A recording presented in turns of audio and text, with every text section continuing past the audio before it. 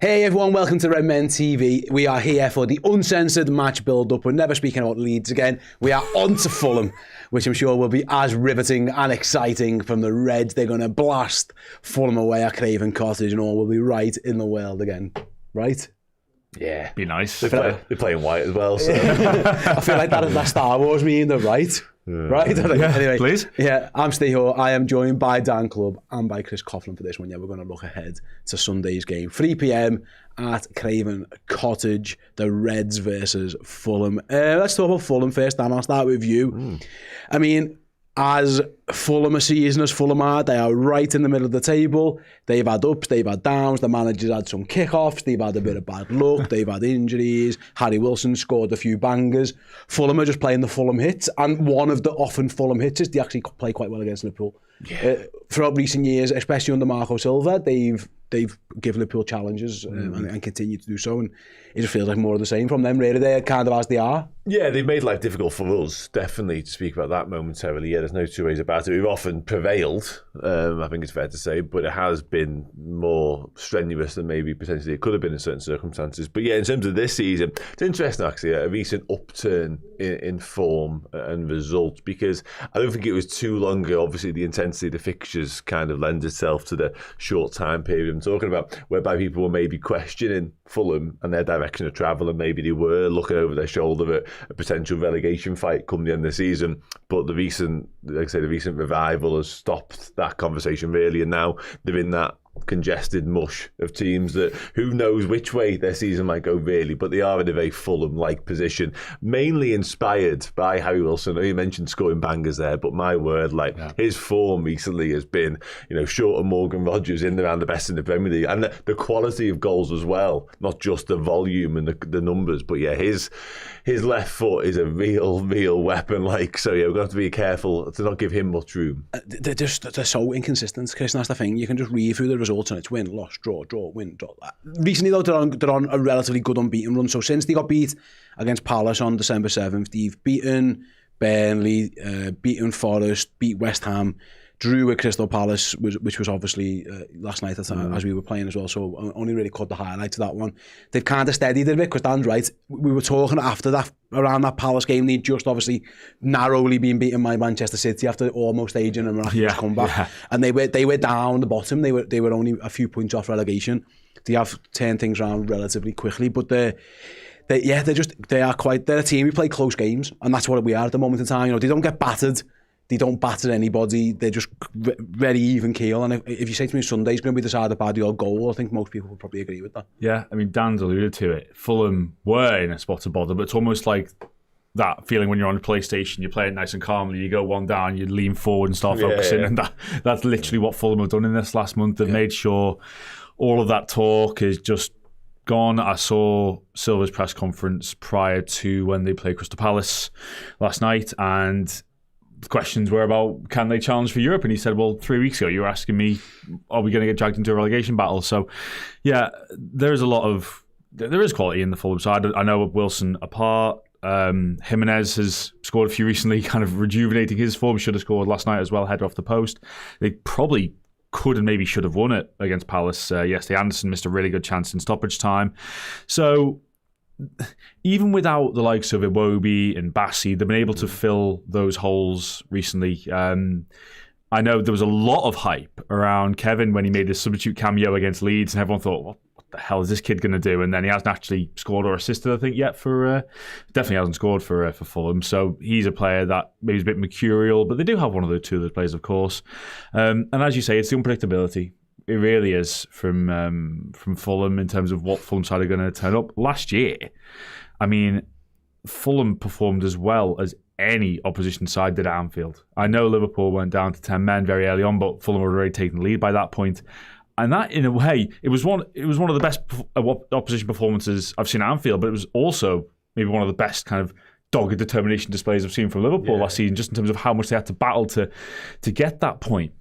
And then, of course, the game at Craven Cottage, where, fair enough, Fulham in that first half played exceptionally well and ultimately deserved the win on that occasion. So, yeah, what Fulham side will turn up is anybody's guess. They have got a few injuries, and AFCON, again, they've been hit more maybe in terms of senior players than others. So Muniz is out, he's out for a while, and he has the centre forward. It explains why Raul Jimenez has got himself back in the team also, because of that injury. He's going to be out till February. They lost Bassi, Chukwueze and Iwobi to the AFCON. And then Tete's been out with a hamstring injury. Sessegnon and King have been out, although they could play. There's no press conference, obviously, for this game, I don't think, because of the quick turnaround. So we'll see where we're at. So Fulham have been impacted a little bit by that one. And you do wonder, again, with the tight schedule. Liverpool are in a similar boat, by the way. Liverpool haven't got tons of options, but there's 4 or 5 lads there who are nailed on first team starters for them, and they're definitely, without 4 of them, 5 of them really, maybe 7 of them, it depends. Yeah, it's massive for them, it is, because they haven't got the deepest squad in the world, not competing with European football like half the league are this season. They are a little bit stretched right now, and as you say, with a quick turnaround from a very close fought contest last night, it'd be interesting to see how they sort of, come up and whether they're ready to go all of their lads again. And I think Chukwueze and probably Joshua King in particular are probably the 2 biggest misses, certainly in the attacking sense. Cause I was really impressed with Chukwueze. I watched him recently. I think he's on loan, isn't he, from AC Milan. He looked really, really exciting and looked to have a little bit about him. And King made a decent start to the season as well. So yeah, they are big losses for Fulham them. And there's talk maybe about Adama Traore leaving as well. I think West Ham are in for him, and Fulham maybe looking to bring in a striker, probably to sort of patch up that squad from some of the absentees that we're talking about here. So yeah, it's a good time to be playing them, I think it's fair to say, in terms of what they've got at their disposal. But having said that, like, based on where we're at right now and what we're picking from, it's not easy to sort of be overly confident about any opponent. No, you're right. It's interesting. The Tete one, obviously, he went up yesterday with a hamstring, and so that's a bit of a blow for them. They've got so we'll see how they pan out. But yeah, what they have, again, they're not blessed full of goals, Chris, is the one thing, and I think most Fulham fans would agree the same. Like I say, it hasn't been fruitful that in terms of the strikers. Like Raul Jimenez is a decent player, but he's not really going to create too much for himself. He almost needs someone to create it for him, and he can put it away. Again, I'm looking. They're 11th on 27 points. They've won 8 and lost 8 and drew 3, scored 26, conceded 27 on 27 points. They are just the definition of just middle of the road. Fulham, and this is the point with us, is that at this moment in time, I don't think you have to be brilliant to give Liverpool a game. And that's the thing, is that if Fulham are playing well, then they'll give us a chance. If they don't play particularly well, which they've equally got in the locker, then they're not going to be great. They are just so inconsistent, like I keep saying. Yeah, and I know we're obviously going to touch on the Reds more shortly, but even when I get home last night and I'm reacting and just thinking about things, this 12-second clip I see come up on X, formerly known as Twitter, of Leeds playing out from the back and how easily that was done. And you're right, you don't have to be amazing at the moment to give Liverpool a game. And Fulham will fully well know that. They've got technical operators, even the likes of Tom Kearney. I know he's getting on a bit now, but really lovely goal against Crystal Palace, and that just shows you the, I know we say about maybe a stretched squad, but still the technical ability is definitely there. And I think what Fulham do, and this I'm maybe looking at the likes of Lukic and Berg when I talk about this category, they do have grit and they do have bite, and that's something maybe Fulham will have a little bit over Liverpool at the moment. That's where, like for example, the 2 games talked about last year, Fulham really did put their foot in and really made sure they were uncomfortable games. And that's something that this Liverpool team really needs to start getting an idea of, really, in terms of being a bit nasty in games. And that's where if I've got maybe a slight concern or two at Craven Cottage, it is because I think Fulham, they're not afraid to put their foot in, and it's about how the lads react to that. No, you have to have, like I say, Berg and Lukic in particular. You're definitely thrown into that mix. Solid midfield pairing. But they're just big, literally, big yard dogs. And I mean that in a positive way. They get themselves about, and they've got Robinson back at left back down, and that's been a big boost for them. Big loss for them. He was out for a long time, Robinson, and he is one of their better players. He's another one who's consistently played pretty well against Liverpool. He often did really well against Alexander-Arnold at times, but both attacking and defensively. Now we're talking part 2 about who he's going to be coming up against on our right there left, but he's added a bit since he's come back to them. They did miss him a lot. He is a very good player. Yeah, 100% he is, and it's credit to Fulham in many ways. And we could say this across the board in terms of the absentees and how the lads beneath that in terms of the squad players have managed to come in and keep it ticking along, if not improve. And actually in more recent weeks, Smith Rowe is an example of that, coming in for the aforementioned Josh King. But no, Anthony Robinson, it wasn't too long ago we were talking about him in the frame of being a potential Liverpool target, and obviously before sort of the emergence of Milos Kerkez a little bit as one of the best left backs in the league. So yeah, he's been a huge miss for them, and I'll be delighted to have him back, because real sort of attacking impetus he offers down that left-hand side, quality from it as well as being defensively solid. And again, as I mentioned, obviously losing like Sessegnon, who can't seem to stay fit, to get Robinson back is a massive, massive plus for them. And it does feel as though they're juggling plates a little bit in terms of the ins and outs, but it's testament to those fringe players, like I say, that they've come in. And testament to Marco Silva in many ways, who I think flies under the radar a little bit, always seems to be destined to leave Fulham. I think he might be out of contract this summer as well, but always stays and always does a pretty good job, because they probably are, even in position in now, just about punching above the weight for their expenditure and stuff like that, because they're not amongst the biggest spenders. So yeah, very good side who I think will be a test for us on Sunday. Yeah, absolutely. Anyone could be a test for us at this moment in time. But again, not playing exactly fantastic free-flowing football at this point. Right then, we're going to take a quick break to give you guys some information about our upcoming January competition, after which we'll talk about Liverpool, Arne Slot's selection headaches, perhaps what Liverpool are going to do differently than they did against Leeds United. We'll be back after this quick break. Hello everyone, welcome. Thanks for joining me. I am here to tell you about this incredible giveaway that we are doing for our legend subscribers on Redmen Plus. This is the Craig Johnson signed crown paint shirt. It is absolutely glorious. Every single month we give away something to our legends on redmenplus.com. It's a great way of showing your support for the channel. It's a great way to get closer to us as well, because you'll be in the Discord group and there's loads of other benefits, merchandise, discounts, all that type of stuff. But the big one for me would be this. It would be the opportunity to get into the prize draw for these incredible signed items. Craig Johnson crown paint shirt signed by the Liverpool legend. Join up this January as a legend on redmenplus.com. Thank you. Welcome back to the show. Right then, let's talk about the Reds. Can't wait for that one. The pulses racing after last night's thrilling 0-0 draw. Dan, relatively quick turnaround, Thursday to Sunday.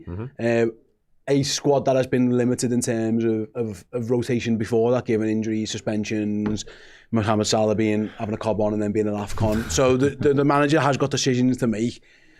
The obvious first thing is that he's probably just going to bring Kerkez back. You're looking at, when you're going to freshen things up, left back, it just feels... I actually felt Liverpool missed Kerkez against Leeds a little bit, in that him and Wirtz had this little bit of a connection, and I don't think Robertson and Wirtz quite have that yet. So it feels like a no-brainer, that left back, that you'd think Kerkez is going to come straight back in. Yeah, I would say so. Yeah, I was with you. I was a little bit surprised he didn't continue with Milos Kerkez last night, and obviously fitness may well have dictated the reasons as to why, and the sports science department might have had their say on it. But yeah, it felt, in terms of the form of Milos Kerkez, it felt quite an obvious one, just to allow him to continue growing in the shirt, actually, and continue building on that relationship with Flavien Wirtz and I think Curtis Jones. All three of them had a nice little thing going over there. Robertson didn't quite come in the same way. I thought Robertson had a decent game, actually, a couple of decent deliveries into the box that nobody was anywhere near. But yeah, I think this is an easy one, really. And Robertson hasn't played loads of games back to back, has he? Full stop. It tends to have been dropping in. Again, in an ideal world, I probably would have gone Kerkez last night and Robertson away from home potentially at Fulham. But having not done that, I think Kerkez is an obvious selection, and hopefully not playing last night hasn't sort of stunted his growth in the side, because I do think we've been exceptional recently. So giving him a stop and dragging him out, hopefully that doesn't mean he's back to square one. Interesting. Right back will be interesting, Chris, because listen, Konate and Virgil will play. We know that doesn't not many too much. And actually, I actually thought without the ball they were both fine yesterday. Yeah. Konate on the ball was a little bit iffy, but without the ball, they won loads of headers. They've done that kind of stuff quite well. But right back will be interesting. Does the manager want to play Jeremy Frimpong at right wing or right back is the question. Because that'll take this, of course. He could do both again. Yeah. Frimpong has looked quite bright in recent games. Again, a hamstring injury that he's coming off. At what point does he need to dip out the team? Yeah. But it feels like at this moment in time, Liverpool need him in the team because he's the only one who can run faster. Yeah. So it's whether you start him at right back and have a real ding-dong battle in versus Robinson could be cool, or at right wing. Because I'm guessing, fitness permitting, which we don't know yet, he's probably going to be in the 11. Yeah. I quite enjoyed Frimpong at right wing, I've got to say. I thought he was energetic. Whenever he got the ball, he really looked to front up Gudmundsson and have a go. And in the end, Leeds actually doubled up on him to try and negate that. And he's got that versatility. We know that. I think maybe just the decision making a little bit in that position, but ultimately, he could well have set up Ekitike for the header with that whipped cross shot, whatever it was from Frimpong, just put it into that area. So ultimately, yeah, I think more than anything, I think he's earned another start. It's whether the fitness allows it. And I think Bradley at right back feels more natural than Frimpong at right back. Also because Frimpong at the moment feels like the more naturally right-sided forward option with Salah not available. And ultimately, that's what Slot alluded to at the very start of the season when he was talking about why Frimpong was even brought to the football club in the first place, to provide that alternative option in that position. So yeah, I would very much, fitness permitting, be looking to play Frimpong there, because also, if we are talking about not being bored, about wanting to have something to be excited about, I genuinely did get excited when Frimpong got on the ball against Leeds, and I think he is the prime contender for making something happen in a game where, again, Fulham could very much drop deep. It's interesting, and he has pace in Liverpool severely so. Liverpool do that pace. The interesting one will be done. Obviously, the manager's been doing the thing recently where he's played all 5 of what you'd call midfield options, depending on what your classify inverts out. He leaves Alexis out yesterday, goes for a more vert, really wide left back, almost like at the 4-3-3. And again, we don't know where we're at fitness-wise and where McAllister hasn't exactly been pulling up trees either, but the manager could, in theory, go back to that diamond, put Frimpong back to right back and almost have all of them on the pitch again. So bring McAllister in for Bradley, move Frimpong to right back, and all of a sudden you play all 5 of them again, because that has been something he's been pretty keen, especially away from home. It's been something he's been relatively keen to do in recent weeks. Yeah, I'd be tempted. Obviously, it'd be interesting to know exactly the reasons why McAllister was left out. Is it formulated? Is it another attempt to try and get him up to speed in terms of his fitness? Because Liverpool tried everything. Now it feels like when it comes to Alexis, they've given breaks, they've tried to play him through it a little bit, and nothing's really worked. So, yeah, obviously, without knowing the reasons behind it, it's difficult to sort of predict what might happen in the future. But I'd be tempted to leave him out again, personally. I don't think, if it was relating to trying to get his fitness improved and get him sharper and just looking more like himself, 2 days, I mean, what we're talking about, it's nothing, is it? You know what I mean? So I'd be tempted to go with the same system and same formation as we saw last night, albeit hopefully dramatically improved in terms of performance levels. I agree with Chris in terms of Jim Frimpong has to start, providing he's able to, because he was the one element really of that performance that I think provided anything in the way of excitement or energy into it until Rio came on late on. But yeah, I don't see him going back to the diamond for this one, personally. I think he'll kind of stick to what we saw, again, with the hope that we can see a better version of it. I think as well, like Fulham play wide, I mentioned Kevin earlier. If you go narrow, that just gives him that extra bit of freedom, more license, I think. to do it, and he is a very tricky player, and I think that's the kind of thing you got to guard against. Just on the left-hand side, you mentioned Wirtz there. That kind of adds to the Kirkes confusion a little bit, because in the first half especially, I know there was one really good cross, as you alluded to, Robert put in. I'm like, why is nobody attacking that in the 6-yard box? But the left-hand side was used so much, especially in that first half, and there's no Kirkes to kind of bomb on and put that cross in. And then, as we've seen a million times so far this season, Kirkes and Gakpo then on the pitch at the same time. And I lost count of the amount of times Kirkes makes that run and isn't fed. Yeah. Well, that got worse when Ngumoa came on, by the way. Yeah. Because it was just a mess over there. Like, all of them were over there. I was about to say, this is my only thing with the Kirkes thing. I think the manager got it wrong. I think Kirkes should have played yesterday with Wirtz. I agree. I think Gakpo might play the weekend. Yeah. And therefore, which feels like Andy Robertson. So I agree. I think he's probably going to go 4-3-3. Yeah. I think he might leave Wirtz out. And I think really, he looked goosed. He didn't train in midweek, did he? There was a day where he missed training, and he was rubbish. Yeah. And he was. And he didn't look sharp. And I wonder if he's just like playing through a little bit or whatever. And I think the manager will be keen to get Gakpo back in. And I know that's tough to hear for a lot of people because Gakpo isn't exactly thrilling. But what that Liverpool side lacked yesterday more than anything was lads who can score a goal. You should just sit Gakpo and Kirkes in a room together and just say, right, just talk to each other, just get to know each other, guys. Kick ball to him. Do you think he doesn't play for Bournemouth anymore? But I think looking at the 11 yesterday, there was Ekitike doing what you say, lad, who looks like he can score a goal. And for Gakpo, for all his faults, is a 1 in 2-ish goal or assist player. And I think the manager will be keen to get him back in. And he loves him. And everyone gets a bit like, oh, Gakpo does the same thing over and over, cuts inside, whatever. But the manager is constantly picking him when he's been fit. So I think he must be doing what Arne Slot likes. Yeah. And I think to cameo off the bench. If he's ready to start, I would be surprised if he wasn't in the 11 actually. Yeah, no, absolutely. Yeah, and clearly, like I say, Arne Slot, he is, whether he's not flavour of the month with the entire fan base, he's clearly one of Arne Slot's favourites. And I think it is just a trust thing with him acting. I think it is the fact that, in contrast to someone like Federico Chiesa, maybe he knows the instructions that he gives or his coaching staff give to Cody Gakpo will be carried out to their fullest. He might frustrate the life out of us at times, and his one-trick pony predictability can be really, really annoying. However, again, Arne Slot clearly has complete faith in Cody Gakpo's abilities when he's out there. So I do think we'll see him come back in. Decent track record against Fulham, I think, as well. And Alexis McAllister, likewise, might be a potential candidate to come in at the same time. But no, I think this is a Gakpo game. And actually, to your point, that also flies in the face of what we're saying about the left-back situation, because then it would lend itself to Andy Robertson, but that feels like that ship sailed. So, yeah, he's...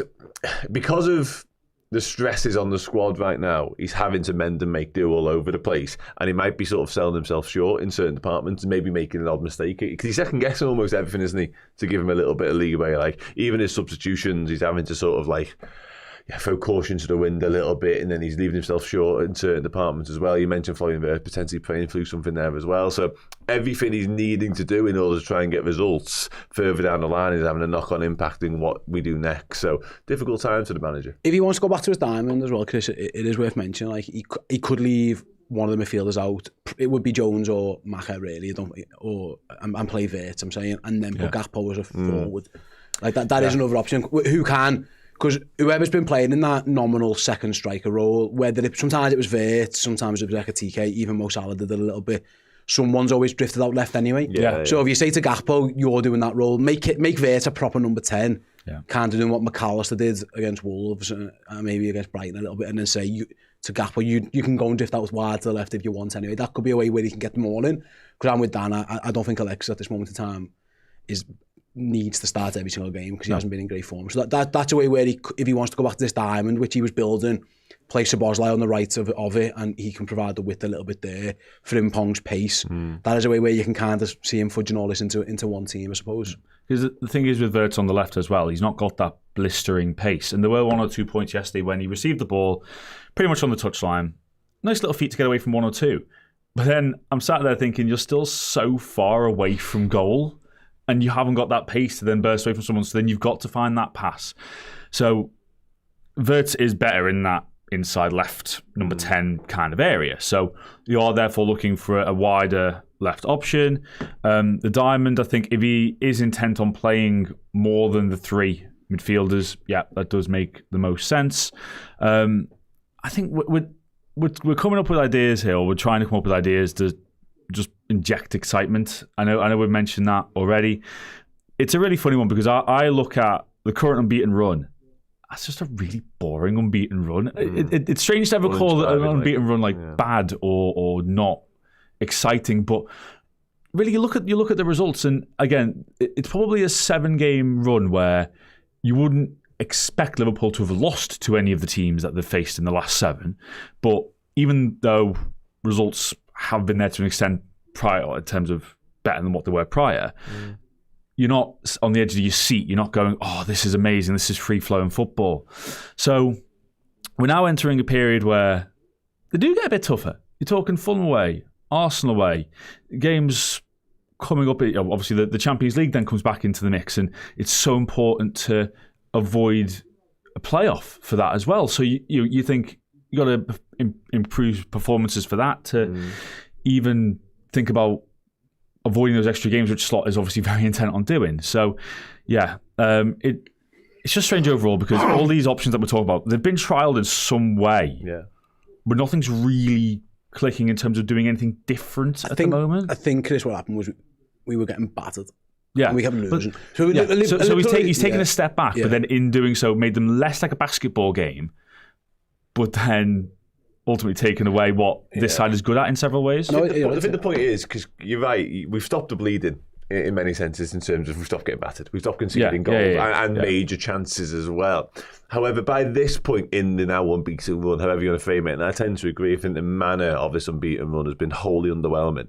But you want to see, the word, you want to see some evolution in it now. like including last night, and park what last night was momentarily, but in your mind's eye, you'd want that to have been better and more free-flowing, and you want to see the handbrake off. We're not getting that. When you consider what the Ellen Road game was like, up until Canate makes that challenge, that was a really accomplished away performance that included, break of the ball for the first goal, but it included going 2-0 up and ultimately playing really quite well until the chaos of the last 20 minutes. So I'm going into that game last night thinking, right, play a lot of the same way. And I know you can say all you want about Ekitike should have gone down, and he should have gone down.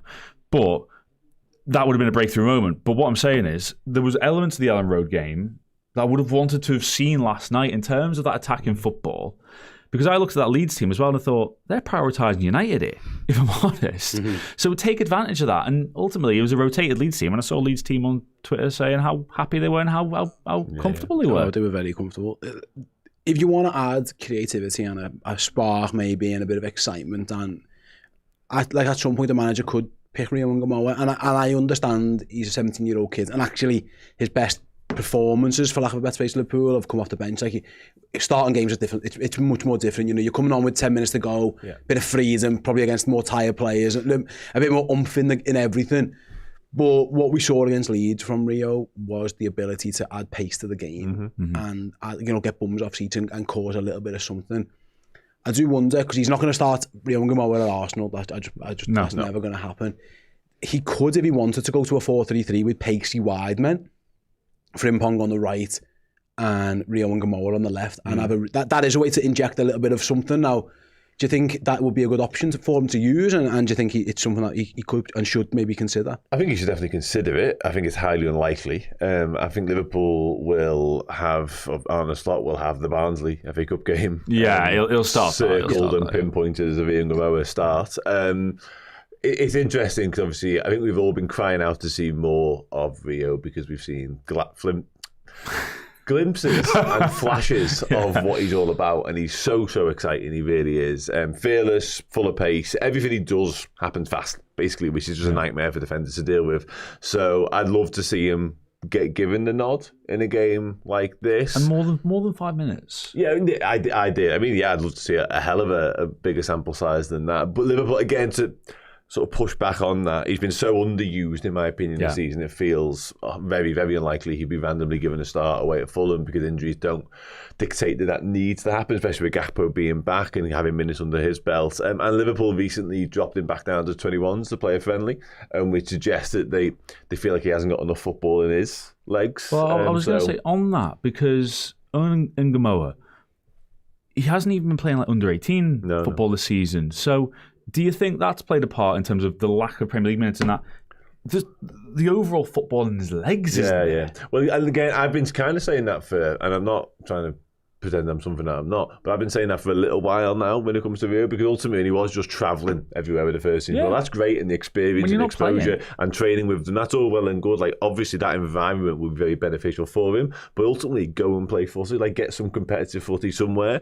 And it wasn't happening. And all of a sudden, I think about a fortnight ago, they dropped him into a 21 friendly, because as you've said, they've clearly looked at him and gone, well, the data doesn't suggest he's played anywhere near enough footy, so go and get some. Maybe with the FA Cup in mind, coming down the road as well. Maybe with Mo Salah heading off to AFCON and this busy fixture schedule happening. But again, nothing really points in the direction of Arne Slot.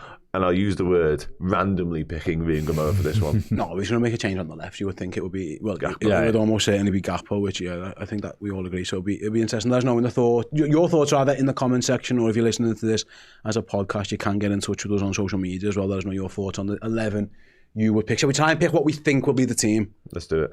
Okay. I'll just read names out and someone tell me if I'm wrong. Okay. So it Alisson, and then the centre-back partnership would be Van Dijk and Canate. Yep. Milos Kerkez. Yeah. Jeremy Frimpong. Right. See, I'm then thinking who's going to be the right option. I think that's what he's going to do. I'm not saying that's what I would do, but do you guys think he's going to go Bradley? I'm willing to be outvoted. I suppose it's minutes, isn't it? It's the quick turnaround. That's the one thing that's stopping me from thinking he's going to play both of them again. And Frimpong's probably slightly ahead. In terms of where he's at in his return. So Frimpong right back. Okay, sound. Gravenberch, Jones, Yeah, Szoboszlai. Okay. will be in the team. TK will be up front. Yeah. So we're looking at... See, that's where it gets tricky now because... Gakpo? Yeah. And now it's one of Virgil McAllister, I think. Yeah. And I think it will be McAllister. Do you think you come back in? So suppose like wider. Suppose like right of the diamond-ish thing. Yeah. I think that's 11 I've picked. You did. It is 11. I'm going Verts again. You think he'll go Virgil? Yeah, I think because I didn't see... As a 10? Yeah, I didn't see the tiredness elements of what you were... I didn't see the fatigue in that performance. And don't get me wrong, I saw the very under par performance, especially given what he did a few days prior when you felt like maybe his Liverpool career had been, kicked into gear somewhat. I just saw him not being at it at all in his decision making, and maybe that was because of his tiredness, who knows? But yeah, I think he's good to go again in terms of his level. But he went off after half an hour, didn't he, or so he's not exactly... Well, yeah, listen, that's a wider conversation about a lot of these lads, because Ekitike was non-existent for the last 10 minutes of that game yet again. So why some of these... And why the fitness of the entire squad seems to be on the knife edge is a whole different question. But I think Verge should be fit and ready to go and want to improve that performance. So you think we're going Vert? I mean, the key word for me is creativity. Yeah. And if we're looking for that, Vert is the outstanding option. New question, Dan, question. What team would we pick then? Because that's what we think the manager's going to do. What team would we pick? If I said that's the 11 we've just selected there, between us all, if you could make any changes, would you do anything different? Because I think I would probably play Bradley. I would play Frimpong off the right. Yeah. I would keep Sobbo in the team, and I'm not a big massive fan of Vert on the left. That's the only thing. But I'm not sure I'd play Gakpo in this one either. Any changes that you think you would, if you were picking the team, would you do anything differently than what we've suggested? I'd definitely go Frimpong wide right with Bradley behind, 100%. And in terms of the midfield, I'd keep Vert in. So Bosley has to go into it as well. I'd probably drop Curtis Jones. And Curtis Jones has been brilliant, by the way. But I think if you are going to try something a little bit different, maybe try and add an element of excitement, which I think we're missing severely, I'd probably go with that and Gravenberch behind them, obviously. And I would be really tempted by Ian Gamoa, but it's just a Cody Gakpo game out there. Yeah, so. It just feels a bit stale, doesn't it? I think. Yeah, that's where I'm at with it. I think we are trying to come up with ideas that, again, make us want to get up off our seats for the game. And I think the one thing behind, I think you're right, Frimpong will start right back, because ultimately we've seen so often the fullback on the bench, a fullback starting, when he's playing both of his right backs in that side, he therefore can't take one out for the other. And I think that's one thing that he'll guard against, with maybe Arsenal playing a part potentially just in terms of what he'd then do at the Emirates. Even though I know that there's a generous break, I think, to the Arsenal game. But no, I agree with you. I think as much as we'd want Bradley, and I would probably do that because he looked so much more natural in terms of what fullback should have done yesterday. But Frimpong right back. The last thing I'm doing is taking Curtis out of this team. I think the reason we're not playing absolute basketball matches at the moment, and it is a bit stale and it's a bit boring, but I think he's the one who half stops that happening, because we don't give the ball away as much. It's safe, and I see your point. And after yesterday, I absolutely understand this real need to go bump. But I think, you don't think we're ready for that yet? No, I don't think that good. And I think that's I'm again, I look like Arnold Slot in terms of my hairstyle. Maybe I'm thinking like him. There's still a real worry in the back of your mind that there's a soft underbelly that you can get get battered a little bit. I'm not saying, by the way, Curtis Jones prevents Liverpool from getting battered, but he at least he keeps the ball a bit better, and he's always available for the pass. And actually, he's actually defended quite well recently. And I don't think it's like this massive, world-class midfield performances from Curtis, but I think he's been enough that I just don't think we're that good at the minute, I'll be honest. Yeah. And it's based on about 100 different things, from fitness to the window that we've had to injuries. There's loads going on. The manager's tactics are all included in this, but I think the last thing Liverpool need is a basketball game against Fulham, and taking out the lad who offers you the control is, again, maybe I'm just being risk averse, and that's usually very unlike me. I'm quite a risk-taking person. But yeah, I just don't see it. I think I still think there's a case to leave Gakpo out again, and I know, again, I go back to it, not a massive fan of it leftish. No, but it's how wide left. Yeah. If it was more central left, then I could get along with it. But he's being asked to hug the touchline. But if it's 4-3-3, he's over there, isn't it? Yeah, and that doesn't really work. No. So yeah, no, I totally get what you mean about Jones. He keeps the ball. I think that's one thing about Jones. You mentioned like the fan base for Gakpo. I think the fan base for Jones is that you want to see a bit more forward thinking from him, but ultimately in terms of stopping a basketball game happening, that's not what he's being asked to do. He's being asked to maintain the ball. He's being asked to move it on as opposed to doing something with it himself. But then I go back to the Ellen Road game, nearly scores a worldie off the crossbar. So it's what he's capable of, and I think that's what, again, if we go all the way back to 2020 and that goal against Everton, I think people are still kind of clinging on to, can we see that version of Curtis Jones become a version in his senior role? But at the moment, that's not what's being asked of him. Yeah, it will be fascinating to see what the manager does again. Let us know in the comment section what you would do as well. Right then, before we get some score predictions for Liverpool's game against Fulham, let's have a little quick look at the other Premier League fixtures that are going to take place. Obviously, starting on Saturday, Aston Villa looking to bounce back from their one defeat in whatever. They host Nottingham Forest, who are on, having a bit of a tough time themselves. In terms of the top four race, Dan, the teams in and around us at this moment in time, Man United going to Leeds on Sunday morning, that'll be intense. Like, Man United are rubbish at the minute, and Leeds are on a decent little run. Like, and Chelsea go to Manchester City, and then the other team I think you have to still include in this mix is Sunderland until you don't, and they're going to Spurs. So they're all games, actually, all four of what you would say that I said before on the final word. It feels at this moment in time there are 5 teams chasing 2 places in the top 4, and that's with Villa having a big gap, by the way. So even that's it's whether you expect them to fall off. So it's Villa, Liverpool, Chelsea, Man United, and Sunderland. It feels like that's it at the moment, and they've all actually got pretty tough games. Villa at home, you'd expect to be Forest, and I think if they do that, you're almost chasing 1 spot. If Villa don't go on a bit of a slump after losing that game that they lost. But United going to Leeds, Chelsea going to City, and us going to Fulham. This is what top 4 races look like. You're not confident of any of those teams. That won't be. Man United, Chelsea, and Liverpool won't all. No way. They won't all win the game, and that's not how it goes here. And that's what top 4 races are now. Yeah, absolutely. Yeah, I mean, there's a few interesting sort of angles to all of those games, not only in terms of league positions and how the proximity of us all in many ways and what it means to Liverpool, but obviously how Aston Villa respond to that setback is going to be really fascinating. Will they be able to mentally just dust themselves down and go again? Obviously, there's a bit of a derby as well. The Forest game, obviously there's the Enzo Maresca situation and the Chelsea thing, and that maybe he's Man City's next manager, who knows? So that's a whole different storyline. No love lost Man United up at Leeds either, let's be honest, historically. That's going to be hostile. Even though it's Sunday at R12, Ellen Rowe will be absolutely. They hate Man United. Exactly. That's their main one. They hate Man United. Them and Chelsea actually, and Sunderland obviously, as we know, are just living in a dream world right now. So why not ride that crest wave until it comes to an end at some point? So yeah, really interesting game, and as you say, there will definitely be drop points along the way for our rivals in inverted commas, which is why it's such a shame to bring it back that we weren't able to do the job last night, because that would have given us breathing room. We were in a 5-point gap. We'd have been, looking down the shoulder, looking over the shoulder of Aston Villa as opposed to behind us. So yeah, annoying, unfortunately. Yeah. So on that, then Liverpool go to Fulham. Do you think they're going to win? Because I think they're going to draw. It feels like silence is definite. Yeah. I would like. Oh, listen. Of course, I really hope they do win. Of course, they're Liverpool supporters. But if my mortgage is on it now, I don't know.